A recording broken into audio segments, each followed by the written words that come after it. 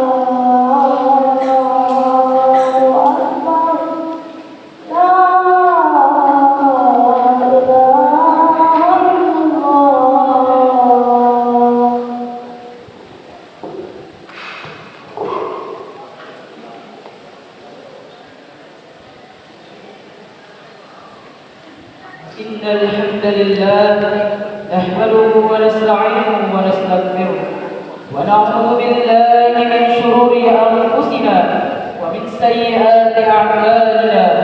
من يهده الله فلا مضل له ومن يضلل فلا هادي له. أشهد أن لا إله إلا الله وحده لا شريك له وأشهد أن محمدا عبده ورسوله. اللهم صل على محمد وعلى آله وأصحابه ومن تبعهم بإحسان إلى يوم الدين. عباد الله، أوصيكم وإياي بتقوى الله، فقد فاز المتقون. قال الله تعالى: يا أيها الذين آمنوا اتقوا الله حق تقاته ولا تموتن إلا وأنتم مسلمون. يا أيها الناس اتقوا ربكم الذي خلقكم من نفس واحدة وخلق منها زوجها وبث منهما رجالا كثيرا ونساء واتقوا الله الذي تساءلون به والأرحام إن الله كان عليكم رقيبا.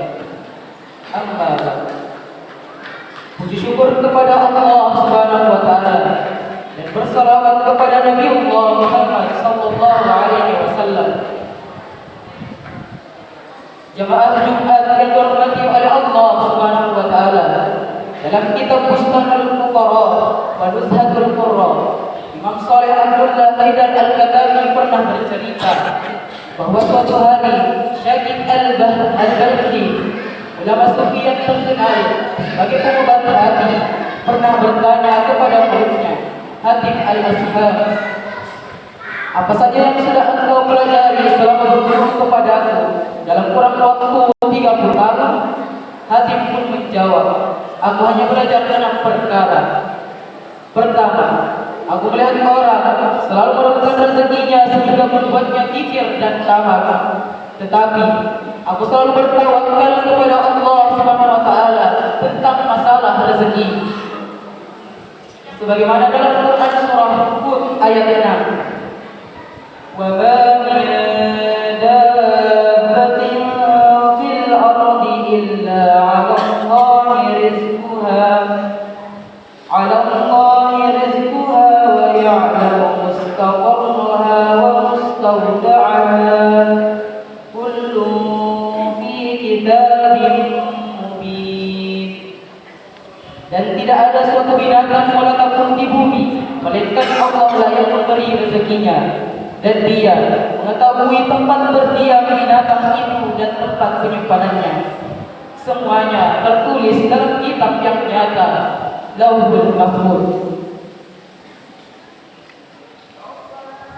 Karena aku termasuk makhluk melata, sehingga hatiku tidak pernah khawatir terhadap apa yang telah dijaminkan oleh Sang Kuasa untukku. Jemaah Jumat yang dirahmati oleh Allah Subhanahu wa taala. Kedua, aku melihat setiap orang memiliki teman untuk mengadukan keluhannya dan curhat kepadanya. Semua keluhan dan rahasianya diceritakan kepadanya. Namun ternyata temannya tidak bisa menyembunyikan rahasia itu, sehingga ia tidak siap dengan takdir yang menimpanya. Oleh karena itu, aku selalu menjadikan amal soleh sebagai teman, agar nantinya bisa menolongku di hari kiamat, bisa menguatkan aku ketika berhadapan dengan Allah Subhanahu wa taala, dan menemaniku ketika melewati jembatan Sirat. Sebagaimana dalam Quran surah Az-Zukhruf ayat 67. Al-akhillau yawma idin ba'duhum li ba'din 'aduwwun illa al-muttaqin. Teman-teman akrab pada hari itu sebagiannya menjadi musuh bagi sebagian yang lain, kecuali orang-orang yang bertakwa. Ketiga, aku telah melihat setiap orang memiliki musuh, dan aku baru menyadari bahwa musuhku bukanlah orang yang menghinaku, bukanlah orang yang menzalimiku dan menyakitiku, karena mereka hanya memberiku pahala mereka dan memikul segala dosaku. Tetapi musuhku adalah mereka yang menggodaku dengan kemaksiatan ketika aku berada dalam ketaatan. Aku tahu musuhku itu adalah iblis, diriku sendiri dan hawa nafsu. Aku selalu berhati-hati dengan mereka dan mempersiapkan kemaksiatan ketika aku, dan mempersiapkan segalanya untuk memerangi mereka. Aku tidak pernah membiarkan mereka mendekatiku. Sebagaimana dalam hadis Nabi Muhammad sallallahu alaihi wasallam, la yu'minu ahadukum hatta yakuna hawahu taba'an lima ji'tu bih. Tidak beriman seorang dari kalian hingga hawa nafsunya mengikuti apa yang aku bawa. Sebagaimana dalam Quran surah Al-Isra ayat 32.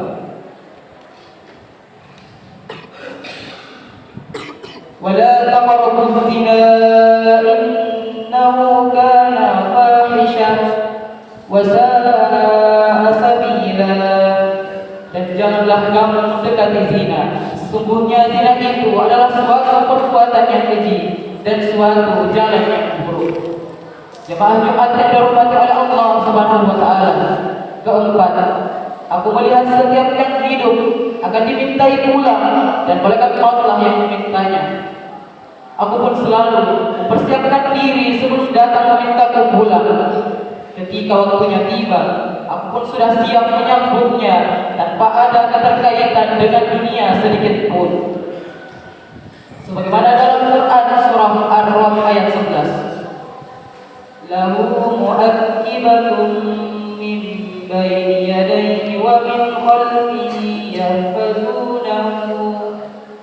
yahfazunahu min amrillah. Bagi manusia ada malaikat-malaikat yang selalu mengikutinya bergiliran di muka dan di belakangnya. Mereka menjaganya atas perintah Allah Subhanahu wa taala. Yang kelima, aku melihat orang-orang saling mencintai dan membenci. Aku melihat orang saling mencintai, tetapi tidak sedikit pun mereka saling memiliki. Aku pun mengamati sebab datangnya cinta dan benci.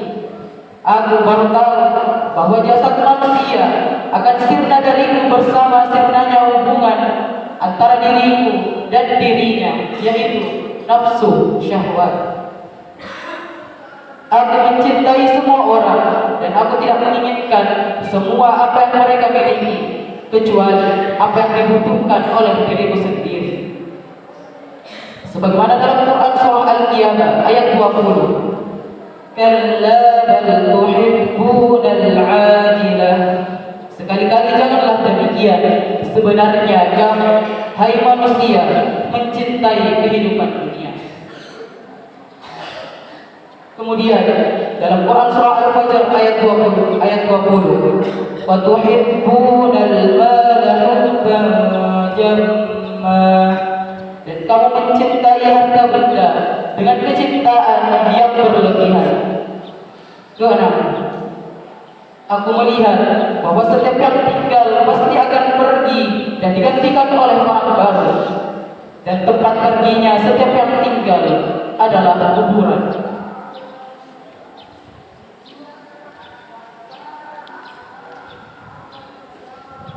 Aku pun selalu mempersiapkan segalanya semampuku dengan melakukan amalan yang dapat membuatku bahagia ketika berada di tempat baru yang di baliknya terdapat surga dan neraka.